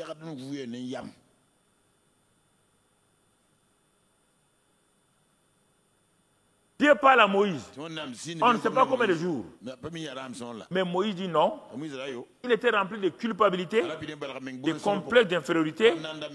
Dieu est en train de travailler la vie de Moïse. Le gars avait subi un échec retentissant. Il avait été humilié en Égypte par un simple homme. Il a fui. Il y a la honte sur lui. Dieu lui montre la sagesse, mais pour accepter ça, c'est un problème. Dieu lui révèle sa propre nature. Dieu lui dit de partir. Mais Moïse dit lui, il ne part pas. Il a fallu que Dieu reste longtemps avec Moïse devant le buisson ardent, faire des démonstrations afin de convaincre cet homme-là que s'il accepte sa sagesse à lui, alors il n'y aura plus de problème. On te dit que Moïse était puissant en parole et en œuvre. Mais dans le passage de Exode là, Exode 4, quand on arrive là-bas, mon frère, il est dit, Moïse dit à Dieu que lui, il ne sait pas parler. On te dit quand il était en Égypte, il était puissant en parole. C'était un beau discoureur, éloquent, qui parle bien. Mais Moïse est dans sa faiblesse humaine. Il dit, qui suis-je? Il doute de son identité. Deuxièmement, ils ne me croiront pas. Ils vont croire que je suis un menteur. Je dis, ça ne fait rien, je suis avec toi. Dieu fait une démonstration. Il dit, je ne sais même pas parler. Dieu se met en colère contre lui maintenant. Tu ne sais pas parler. Ce n'est pas toi qui parlais bien en Égypte. Ce n'est pas toi qui fais les grands discours en Égypte. Ce n'est pas toi qui étais officier général de l'Égypte. L'école militaire, là, ce n'est pas toi qui dirigeais. Tu n'étais pas le futur. Et tu es devenu un peureux comme ça. Il dit à Dieu, quand des choses arrivent, maintenant je comprends. Dieu dit que la sagesse de Dieu, que tiens-tu dans ta main? Dieu veut lui apprendre quelque chose. Que tiens-tu dans ta main? Il y a un bâton. C'est le bâton, je l'ai coupé. Et c'est avec ça que je garde mes moutons. Dieu dit, tu ne connais pas la sagesse de Dieu. Jette le bâton. Il jette le bâton devient un serpent. Il fuit, il dit, tourne-toi. Prends le bâton, prends le serpent là par la queue. On ne prend jamais un serpent par la queue. Citadin. Toi qui viens dans la grande ville là, on ne prend jamais. Tu n'as jamais vu. Un serpent, je l'ai pris quand on cultivait chez mon père. Le serpent, une vipère, là, quand il tape, l'herbe là, je voulais faire comme ça, la vipère était là. Et le match passe à queue. C'était sa tête. Si tu prends un serpent par la queue, tu t'es livré. Dieu dit à Moïse, prends le serpent là par la queue. Quand Dieu manifeste sa sagesse, c'est une folie pour lui. Un bâton, un serpent, prends-le par la queue. Et il dit maintenant, pour que tu saches qu'avec moi, on n'a pas besoin de grandes choses, on a besoin seulement de ma sagesse. Ce bâton-là sera le témoin toute ta vie que moi, Dieu, j'utilise les choses viles, les choses folles, les choses faibles par ma sagesse. Et c'est ce bâton-là qui va terrasser le grand pharaon. Moïse n'en croit pas ses yeux. Il dit, Seigneur, ils ont que des chars, ils ont des commandos, ils ont des forces spéciales. Dieu dit, je n'ai pas dit c'est Moïse qui va vaincre Pharaon. J'ai dit le bâton là va vaincre Pharaon. Même pas Moïse, hein? Le bâton. un bâton inerte, un bâton qui n'est pas vivant. C'est ça qui va montrer que Pharaon n'est rien. Vous entendez militaire? Vous entendez homme de stratège et de tactique? C'est ça que Napoléon a compris. Quand il a vu les combats de David, David attendait tout le temps la parole de sagesse. Napoléon a fait comme ça. Du coup, au jour où il n'a pas fait ça, il a été arrêté et il a eu la chose de Waterloo. Mais les historiens n'écrivent pas ça comme ça. Non. Mon frère, ma soeur, c'est avec ce bâton que Moïse a fait les miracles. Pour les libérer, parole de sagesse, tu un agneau, prends le sang, mets sur le linteau. Regardez, frère. Vous ne voulez pas accepter ça. Quand on vous dit une chose, non, on va aller prier pour voir d'abord. La prière est bien. As-tu entendu une parole de sagesse? As-tu reçu une parole de sagesse? Dieu t'a-t-il parlé? Si tu peux pas prier, peut-être c'est pour demander la sagesse. Mais, mon frère, tu comprends ça? C'est avec ça que Moïse a réussi. La sagesse infiniment variée de l'époque. Hier, regardons maintenant dans le Nouveau Testament. Je prends toujours l'Ancien Testament et le Nouveau Testament. La grande figure du Nouveau Testament, c'est Jésus-Christ de Nazareth. Dans l'Ancien Testament, c'est Moïse. Dans le Nouveau Testament, c'est Jésus. Et en dehors de Jésus, c'est Paul. Mais regardons Jésus. Regardons-le. Qu'est-ce qui va se passer? C'est la sagesse de Dieu qui va envoyer Jésus sur la terre. Quelle est la base de cette sagesse-là? La sagesse infiniment variée de Dieu va être manifestée d'abord par Jésus. Et par quoi? Regardons 1 Corinthiens 1, 23. 1 Corinthiens 1, 23. Comment Dieu va manifester au temps de Jésus sa sagesse. Nous prêchons Christ crucifié. Scandale pour les Juifs et folie pour les païens. Verset 24. Mais puissance de Dieu et sagesse de Dieu pour ceux qui sont appelés tant juifs que grecs. Donc, est-ce que vous entendez?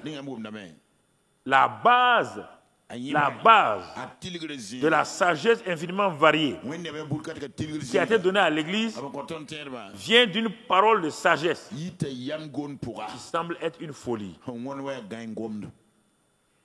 Dieu dit, mon fils, c'est par la croix. Moïse, c'est par le bâton. Jésus, c'est par la croix. Les anges sont étonnés. Michel dit, quand il y avait des problèmes en Égypte, c'est moi qui suis allé pour bloquer les chars de Pharaon pour qu'ils ne viennent pas trouver le peuple. Dieu dit, c'est bon, Michel. Quand Daniel priait et que Satan a arrêté Gabriel au 2e ciel, c'est moi encore, le chef de l'armée de Dieu, qui suis allé libérer, chasser l'ennemi pour que l'ange Gabriel descende parler. Chaque fois, c'est moi le guerrier. Tu décides d'aller vaincre Satan. Regarde encore dans Apocalypse 12. C'est moi qui ai chassé Satan, Lucifer du ciel. Et Dieu regarde, Michel il rit. Il dit, cette affaire-là, ce n'est pas une affaire de force. Si je te permets d'aller prendre Lucifer Maman, ça faut-il que Lucifer et le lier maintenant, en seba mosa. il n'y aura aucune gloire. Zilwe impana zin mamien. Voici ma manière d'agir. Adman huntare na kende ton tum toto. Dieu sera incarné. Wenam na mandam sulaka megnet pour ayer. Voilà la sagesse de Dieu. Ge wenam yama budo. Écoutez ça une fois pour toutes. Dieu ne prend pas la forme que vous pensez là comme sagesse. Le grand Dieu, tout puissant, se fait homme. Premier élément. Deuxièmement, il ne va pas vaincre Satan par sa puissance, ni par l'onction, ni rien.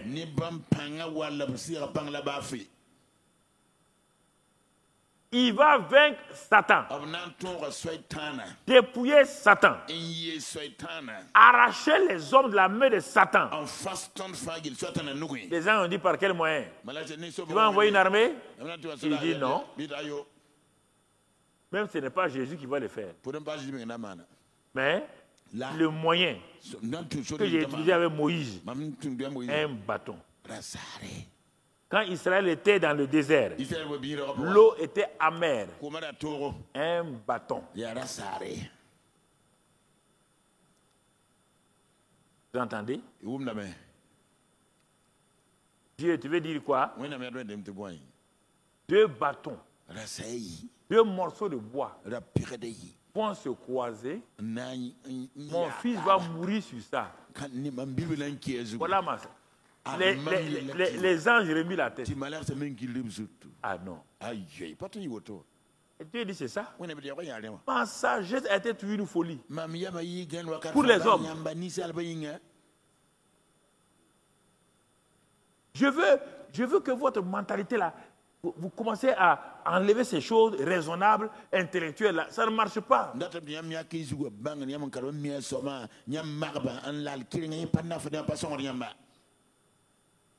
Ça ne marche pas.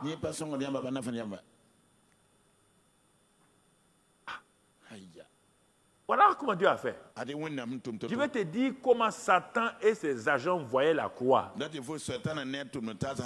La croix n'est pas une nouveauté. Jésus n'est pas le premier à mourir sur une croix. Les Grecs ont inventé la croix pour punir leurs gens.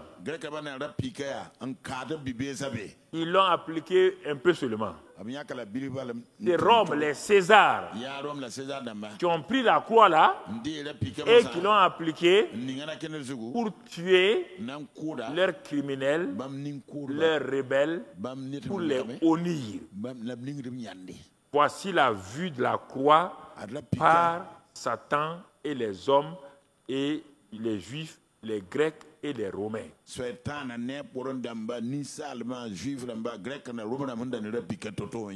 Écoute-moi très bien. Écoute-moi, mon frère, très bien. La croix était un scandale, une folie. C'était ridicule.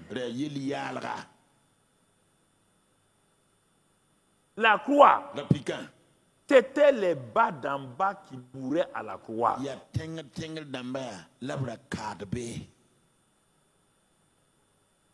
La croix était l'instrument d'exécution des méchants, des criminels par les Romains.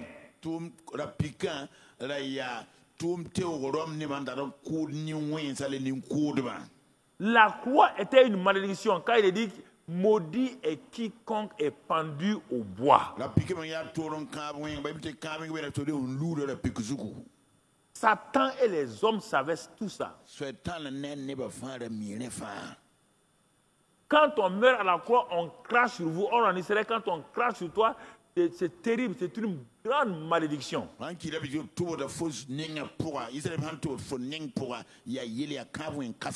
Si tu lis dans Matthieu 27, du verset 39 à 44, tu trouveras tout ça là-bas. Matthieu 27, verset 39 à 44. Les passants l'injuriaient, secouaient la tête. Les gens se moquaient de lui. Si tu es le fils de Dieu, descends de la croix.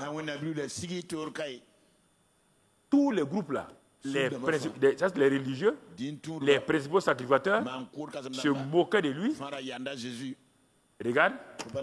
Ensuite, les responsables, les politiciens se moquaient de lui. Les juges se moquaient de lui. On vous dit que la sagesse de Dieu, tout le monde se moque. Les religieux se moquent. Les juges se moquent. Les militaires se moquent. Tout le monde se moque. Quand vous avez la sagesse, Satan toujours veut vous faire croire que ce n'est rien. Ça n'a pas de valeur. Regarde comment les gens se moquent de toi. Regarde comment les gens te ridiculisent. Si tu prends un acte de sagesse, Satan va susciter tout le monde. C'est ça qu'il a fait. La croix, pour Satan et les autres, c'était une défaite ignominieuse de Jésus.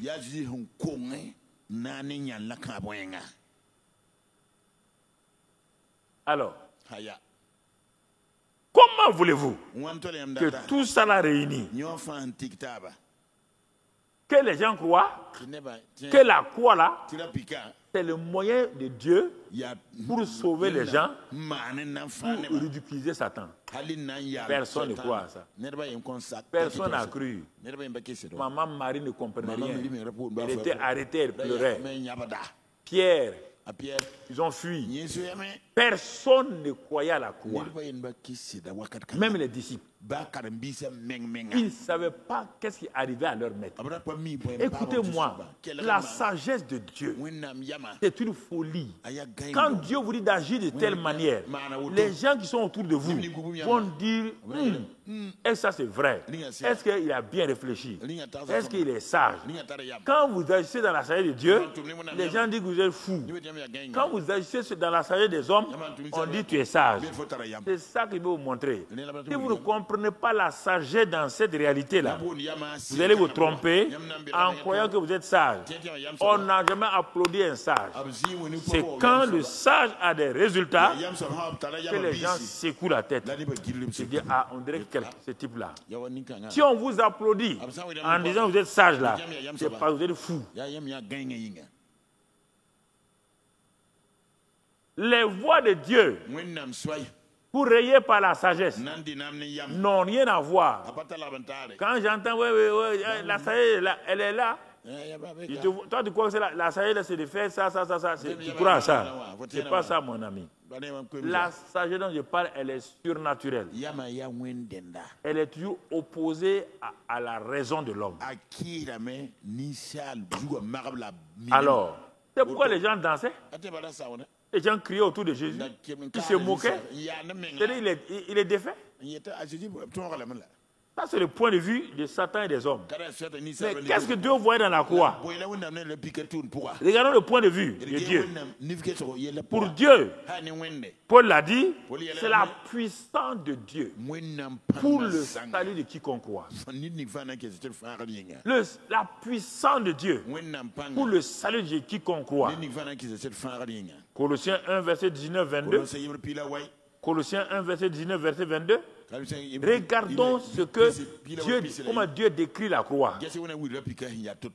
Il dit, car Dieu a voulu que toute plénitude habitât en Christ. Il a voulu par lui réconcilier tout avec lui-même. Tant ce qui est sur la terre que ce qui est dans les cieux. En faisant la paix par lui, par le sang de la croix. Au moment où il y avait la croix, le ciel et la terre étaient réconciliés. En ce temps, les gens riaient. En ce temps, les gens se moquaient. En ce temps, les disciples fuyaient. Les sacrificateurs ne comprenaient pas ce qui arrivait. C'était un acte céleste. Un acte vraiment qui dépassait. Au moment où la croix était installée, le ciel et la terre étaient réconciliés. Si vous comprenez la sagesse de Dieu, frère, premier élément. la croix. Colossiens 2, verset 14. Au moment où Satan gambadait, les démons gambadaient, il ne savait pas. Il regardait la croix en riant. Il dit, Dieu a effacé l'acte dont les ordonnances nous condamnaient. La loi, et qui suscitait contre nous. Il l'a détruit en le clouant à la croix. Au moment où Jésus est mort là, Dieu a pris la croix de la loi de Moïse, là, il a tout cloué là-bas. Mais personne ne le savait. Il a fallu qu'un homme vienne 30 ans plus tard, il s'appelle Paul, qu'il ait la révélation de la sagesse.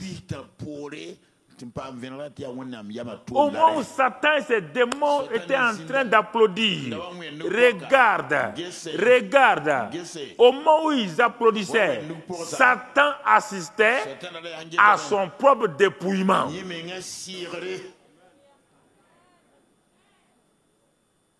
Il était là, il regardait. Au même moment, il était dépouillé de son autorité, de tout. Et Dieu avait livré en spectacle dans le monde spirituel. Il avait déjà livré en spectacle. En triomphant de lui, de ses démons, de toutes ses autorités par la croix. Au moment, c'est pourquoi, pour que les chrétiens acceptent ça, c'est un problème. Il faut prier. Il faut prier. Seigneur, il faut prier. Ils ne veulent pas accepter ce que Dieu a dit. Rares d'entre vous acceptent ce que Dieu a dit. Ce que je dis ce matin, rares d'entre vous. Rares. Parce qu'il faut une violence. Il faut une foi violente.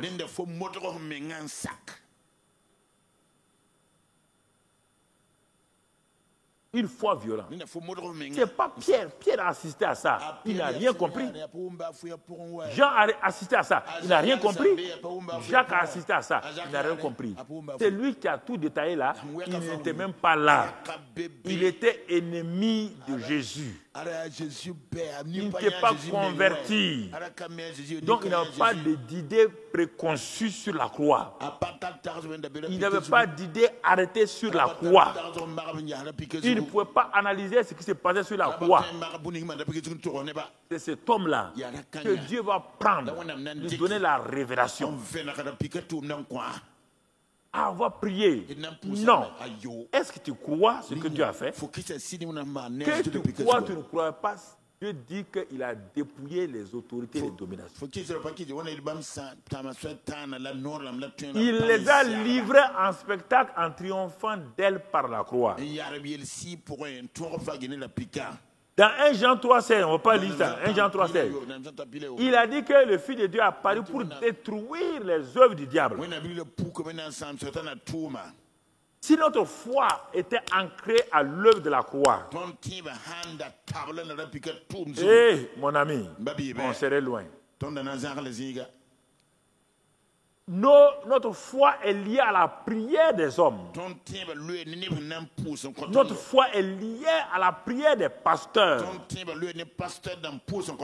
Il a dépouillé Satan, il l'a livré en spectacle en triomphant de lui par la croix.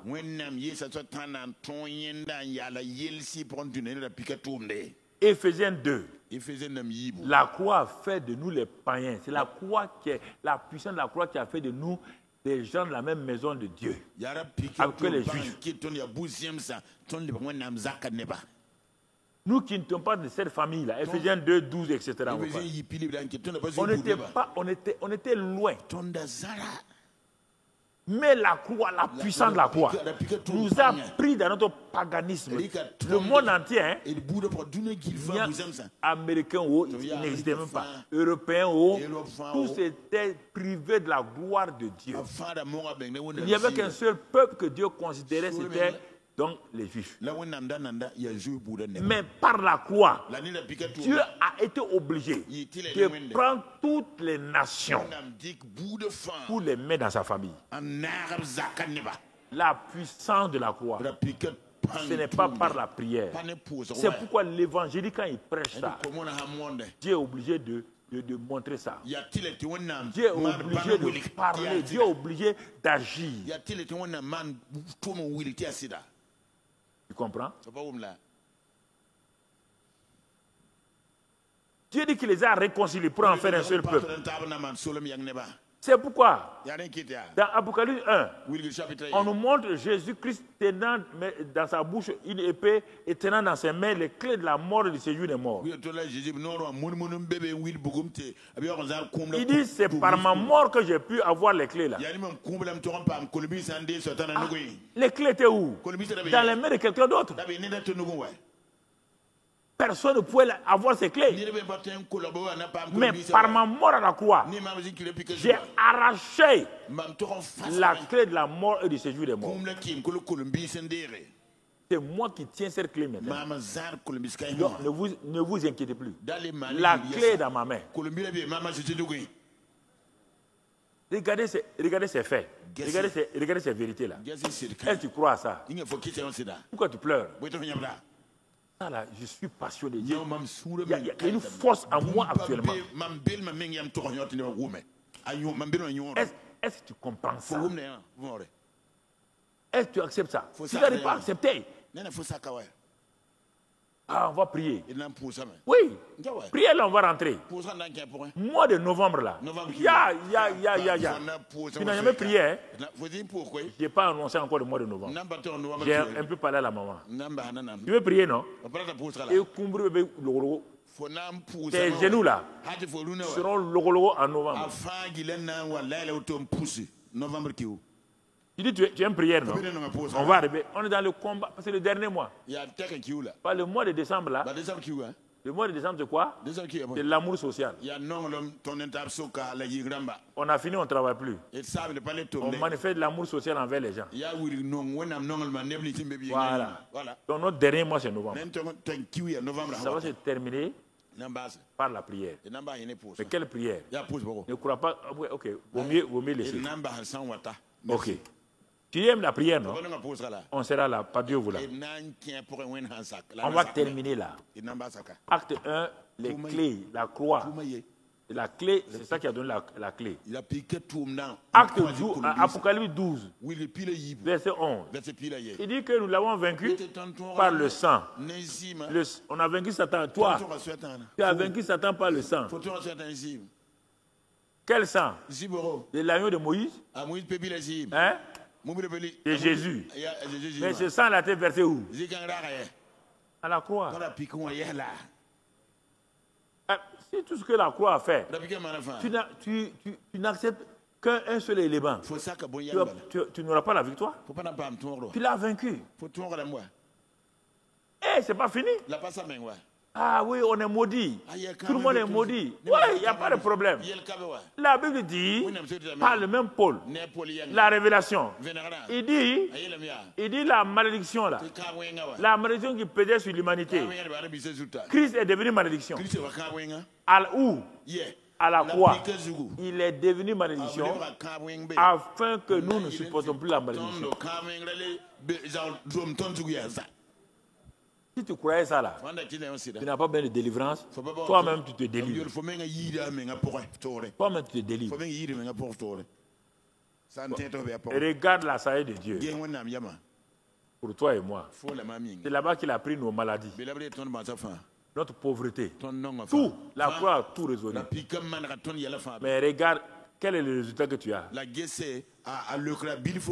Quel résultat tu as? Regarde. Non. Je vous pose la question. Quel résultat tu as? Dieu a fait par sa sagesse. Toi, tu demandes aux hommes de faire. Ça peut aller? Dieu va accepter ça. C'est pourquoi on te délivre de la malédiction. Dans 2 ou 3 mois, la malédiction pire vient encore sur toi. Quand Dieu délivre, il délivre pour toujours. Pauvreté sur lui. Malédiction sur lui. Péché sur lui. Maladie sur lui. Infirmité sur lui. Sur lui. Tout. À la croix. C'est sa sagesse comme ça. C'est sa sagesse comme ça. Stérilité. Tout. La croix. La piquant. Tout. Fa. La croix. La piquant. Regarde la sagesse de Dieu. Jesse wonnam yama. Mais c'est une folie pour les hommes. Dewa zeli men koy. C'est une folie pour les hommes. Tonde gaim do toni salba yinga. Pour terminer, Tinamba ya.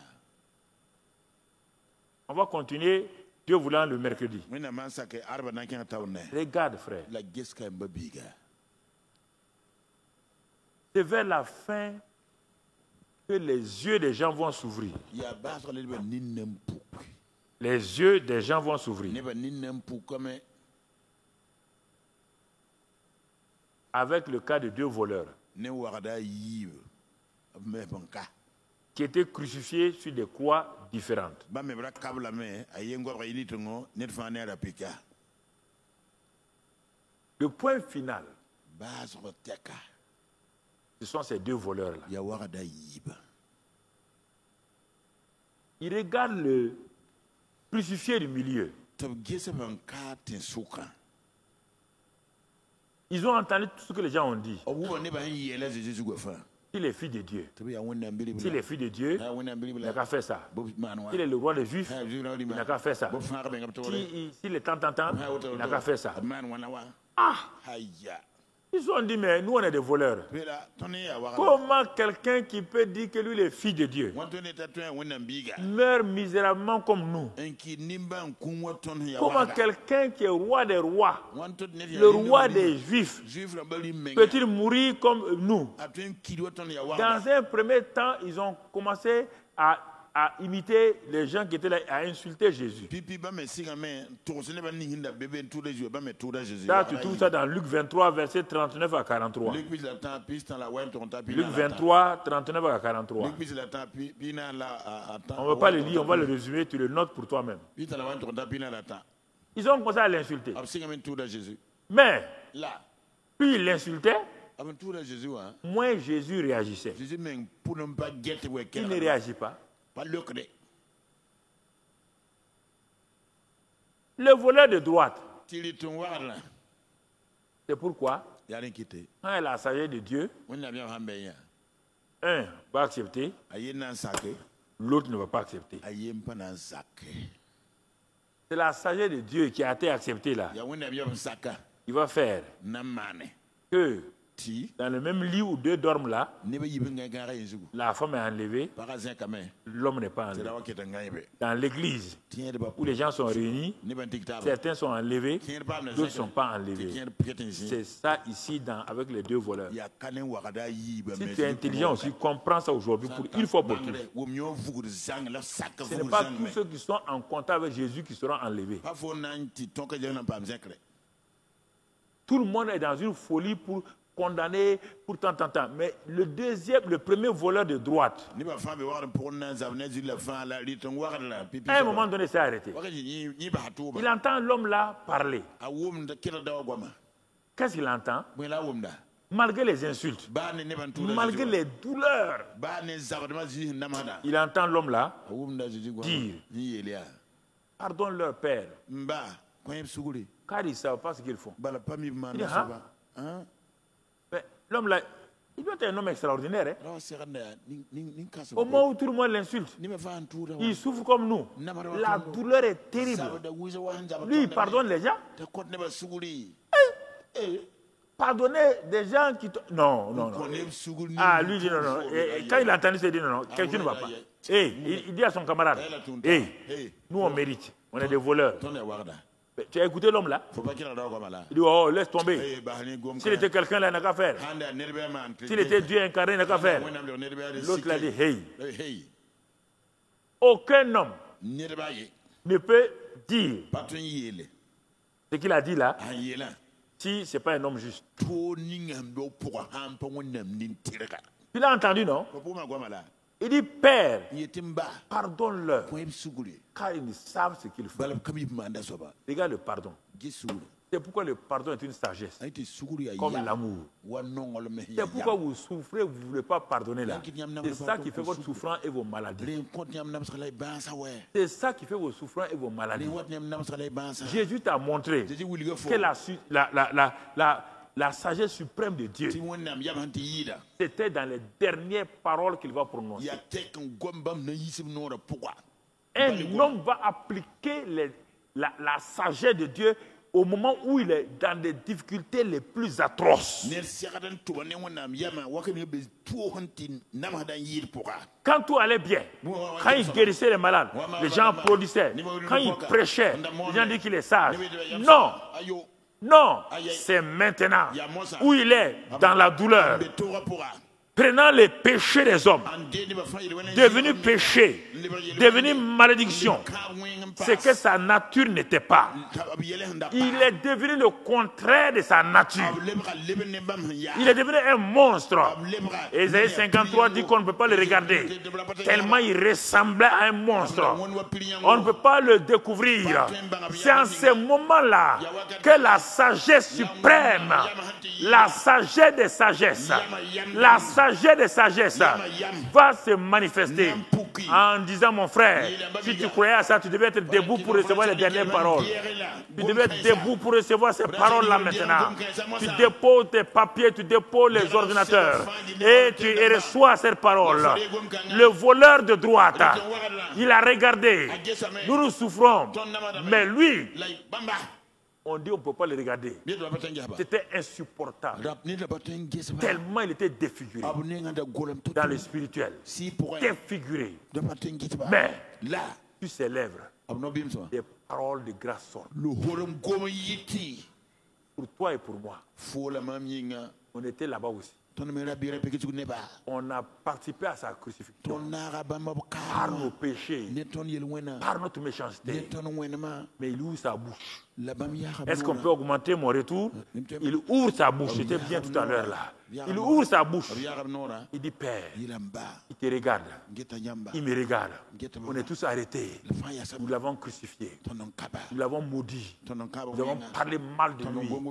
Mais il nous regarde avec compassion. Il te regarde. Il me regarde. Droit dans les yeux. Avec de l'amour. Avec cette compassion. Père, pardonne cette femme-là. Pardonne ce jeune homme-là. Pardonne cette dame-là. Pardonne ce criminel-là. Car ils savent ce qu'ils font. Non. Le monde satanique est bouleversé. On ne peut pas pardonner. Satan n'a jamais pardonné. Les démons ne pardonnent pas. Et lui là, on l'a crucifié. On l'a maudit. Lui pardonne. Donc le pardon n'est pas une affaire simple. C'est un sacrifice comme l'amour. C'est un sacrifice comme l'amour. C'est la sagesse de Dieu. Quand tu pardonnes dans la souffrance, quand tu pardonnes dans les douleurs, quand tu pardonnes dans la trahison, ça produit un effet, ça produit une transformation. Écoute-moi mon frère, quand il a dit ça, le voleur de droite l'a regardé. Il l'a regardé. Il dit, oh Seigneur, souviens-toi de moi. Brusquement ses yeux sont ouverts. Il a vu qui? Il a vu l'homme de Galilée. Il a vu le crucifié. Il a vu l'homme qui est descendu de là-haut et qui va partir bientôt. Il le regarde. Il dit, souviens-toi de moi quand tu seras dans ton règne. Souviens-toi de moi quand tu seras dans ton règne. Si tu ne fais rien, tu tiens debout. Tu comprends? C'est important. Bon, lui, il s'assoit. Tout le ciel regarde Jésus. Le Père regarde Jésus. Les anges attrapent leur tête. C'est leur chef. Il est en train de souffrir. Père, on va descendre. Père dit, vous ne descendez pas. Laissez-le. C'est son amour pour les hommes comme ça. Les gens disent, mais les hommes méchants là, les gens criminels là, les gens voleurs là, il dit oui, c'est son amour comme ça. C'est son amour comme ça. C'est son amour comme ça. C'est ma sagesse comme ça. Alors, il dit à l'homme là, c'est le premier. Aujourd'hui même, il va inaugurer le lieu. Pourquoi? Parce qu'au moins il va dire une chose. Il va dire la parole bombe. La parole bombe. Brusquement, le ciel attendait cette expression. Il ouvre sa bouche. Il dit tout. T'es accompli. Mais écoute-moi. Écoute-moi. Tel qu'il a dit ça, le sein d'Abraham, où les gens partaient, est fermé. Le paradis est ouvert. Deuxièmement, tous les saints à Jérusalem, enterrés, les tombeaux s'ouvrent. Et ils sortent. Ils partent là-bas. Ce n'est pas fini. Mon frère, les rochers tremblent. Tout tremble. La terre tremble. Tout tremble. À cause de quoi? Tout. Terre accompli.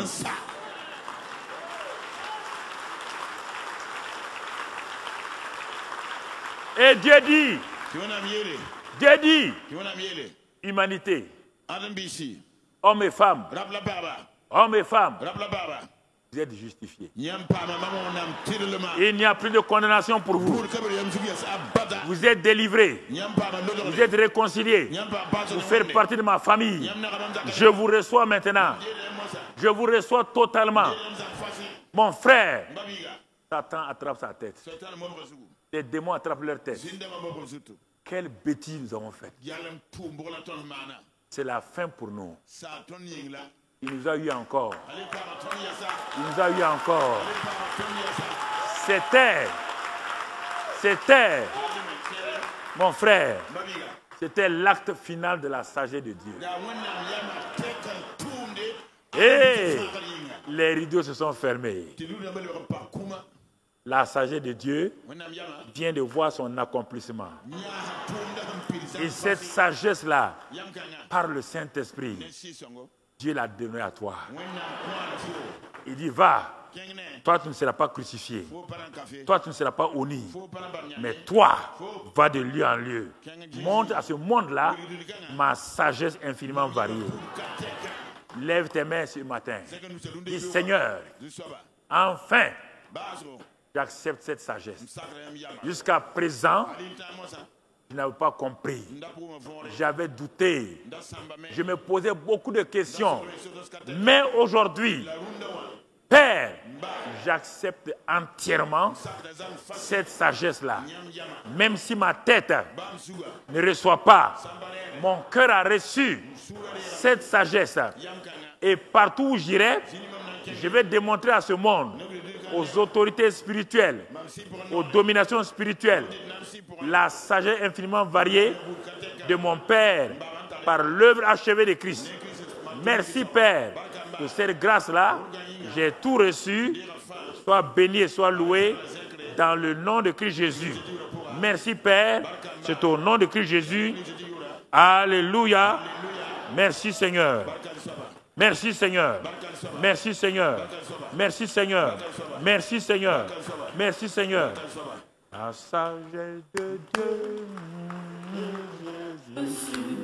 La sagesse de Dieu, c'est ce que j'ai reçu. Par cette sagesse je vis, par cette sagesse je marche, par cette sagesse je fais toutes choses. La sagesse de Dieu, c'est ce que j'ai reçu. La sagesse de Dieu, c'est ce que j'ai reçu.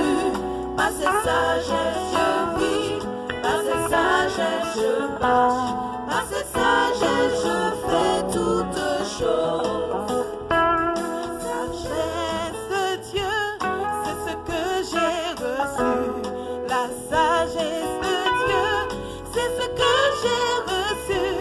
Par cette sagesse je vis, par cette sagesse je marche, par cette sagesse je fais toutes choses. La sagesse de Dieu, c'est ce que j'ai reçu. La sagesse de Dieu, c'est ce que j'ai reçu. Par cette sagesse je vis, par cette sagesse je marche, par cette sagesse je fais toutes choses.